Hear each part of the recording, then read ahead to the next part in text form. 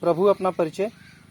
हमारा परिचय हम सदगुरुदेव श्री सतपाल जी महाराज की एक समिति है, मानव उत्थान सेवा समिति, जो अखिल भारतीय संस्था है, जिसके देश विदेशों में बहुत सारे हमारे आश्रम हैं और यहाँ भी हमारा मऊ के अंदर भी है, गाजीपुर के अंदर भी हमारा आश्रम है। नैतिक शिक्षा, संस्कार और तमाम चीज़ों के लिए जो लोगों को जागरूक किया जा रहा है, इसका क्या उद्देश्य है? किस तरह से लोगों को क्या कुछ बताया जा रहा है? ये हमारे देश की संस्कृति है, हमारे देश के मूल संस्कार हैं और उसी से व्यक्ति दूर होता जा रहा है। उसी को समझाना है, उसी का अनुभव कराना है। जब तक व्यक्ति अपने जीवन के अंदर उस मूल तत्व का अनुभव नहीं करेगा, जरूरत इसीलिए है क्योंकि हमारे जीवन के अंदर से विनम्रता, प्रेम, भाईचारा, नैतिकता खत्म होती जा रही है। आज छोटे बच्चे जो है माँ बाप का सम्मान नहीं करते हैं, हमारे बुजुर्गों का सम्मान नहीं करते हैं। इसी वजह से हमारे देश की जो प्राचीन परंपरा रही है, देश की जो आध्यात्मिक विद्या रही है, उस विद्या का ज्ञान होना बहुत ही जरूरत है उस चीज़ की इस समय वर्तमान समय के अंदर, जो हम भूलते जा रहे हैं। मूल संस्कृति जो है उसका ज्ञान होना जरूरी है और मूल संस्कृति कहीं बाहर से नहीं आएगी, वो सब मनुष्य के सबके हृदय के अंदर मौजूद है और उसको जान करके ही जीव जो है अपने नैतिक मूल्यों को समझ सकता है और जान सकता है।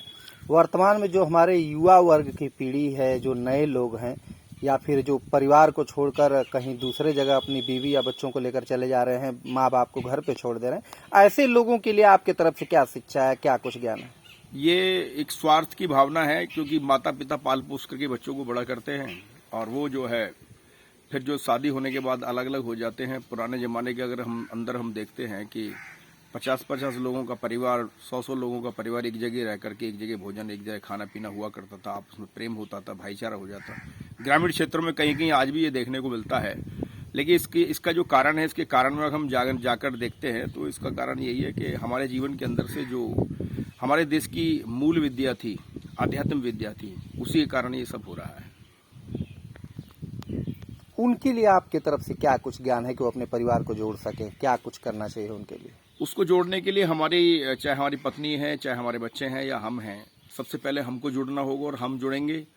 हमारे संस्कार हमारे अंदर जागृत होंगे, हमारे संस्कार, हम संस्कारित होंगे तो हमारे बच्चे भी संस्कारित होंगे और बच्चे संस्कारित होंगे तो समाज के अंदर सही मायने में जो नैतिकता है, जो मर्यादा है, जो हमारा चरित्र है, उसका चरित्र का निर्माण, उच्च निर्माण होगा और हमारे हृदय के अंदर सद्भाव और भाईचारा पैदा होगा।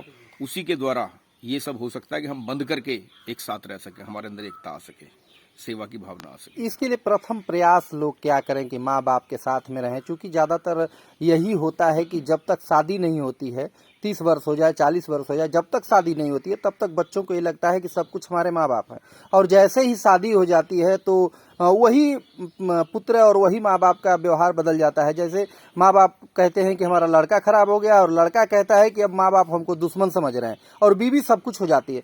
तो कहीं न कहीं दोनों लोगों का कारण है। इसमें क्या सामंजस्य मूर्ख रूप से अपनाएं, किस तरह से उनको अपने प्रति आकर्षित करें, क्या कुछ प्रेम होना चाहिए, इस पर आप चूंकि ज्ञानी हैं, आपके पास अनुभव है, इस पर हम लोगों को, नया वर्ग है, जो नई पीढ़ी है, उसको क्या प्रयास करना चाहिए कि बीवी भी सही रहे, माँ बाप भी सही रहे, उनका पालन पोषण और उनका संस्कार, जो जिन्होंने जिस उद्देश्य से हमको जन्म दिया, हमको इस धरती पर लाया, उनके उद्देश्यों को हम सफल बना सकें। इसके लिए आपकी तरफ से क्या कुछ ज्ञान है?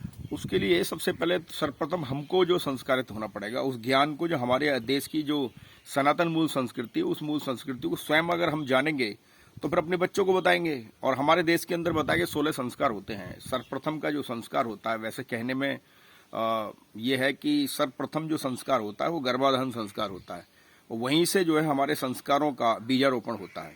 गर्भाधान संस्कार से मतलब ये होता है कि अगर हमारे अंदर अध्यात्म है, हमारे अंदर ज्ञान है और हमारे अंदर उस परमात्मा का साक्षात्कार है, तो हमारे अंदर जो ऋषि मुनि होते थे, ऋषि मुनियों के घर में ऋषि मुनि ही आते थे, पैदा होते थे।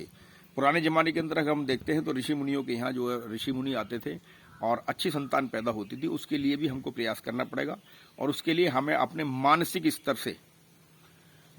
स्तर से अपना हमको सुधार करना पड़ेगा, जब ये सब कुछ हो सकता है। मूल में यही है इसका। चूंकि कहना शायद उचित न हो, लेकिन मैं अगली पीढ़ी और जो सनातन धर्म का जिसका आप लोगों प्रचार कर रहे हैं, उसके जरिए मैं बोल रहा हूं। चूंकि अगर किसी को गलत लगे तो उसके लिए सबसे पहले ही मैं क्षमा प्रार्थी हूं। जो लोग पहले बताते थे कि अभिमन्यु जी माँ के गर्भ में ही चक्र को तोड़ने के लिए, जो 7 ठीक है। चक्र बताया गया था, हाँ उसको जी, हाँ। तोड़ने के लिए उन्होंने शिक्षा गर्भ में ही ले लिया और वह आगे जाकर उस मुकाम तक भी पहुंचे। बहुत से ऐसे ज्ञानी है, तोता जी। मैना की भी कहानी है, तोता जो सुनाता था गर्भ में बच्चा सुना, वही वो किया। आज के वर्ग में ज्यादातर यदि गर्भवती महिलाएं हैं, उनको कुछ नहीं करना है तो या तो मोबाइल में बिजी रह रही हैं या फिर टीवी पे बिजी रह रहे हैं, धारावाहिक देख रहे हैं, सीरियल देख रहे हैं, फिल्म देख रही हैं। क्या कहीं इसका भी प्रभाव उनके बच्चों पर पड़ सकता है? क्या बच्चे में जो गर्भ में बच्चे पल रहे हैं, वो जो टेलीविजन की फिल्में हैं, जो धारावाहिक है, सीरियल है, उसका प्रभाव तो नहीं पड़ रहा? इस पर आपकी क्या राय है? वो प्रभाव भी हमारे ऊपर पड़ रहा है, क्योंकि ऐसे लोगों को क्या करना चाहिए, जैसे धार्मिक पुस्तक या फिर इस तरह से? उसके लिए है ना कि आप जो हमारा जो शास्त्र है, जैसे रामचरित मानस आदि है, गीता आदि का पाठ हम कर सकते हैं, रामायण का पाठ कर सकते हैं।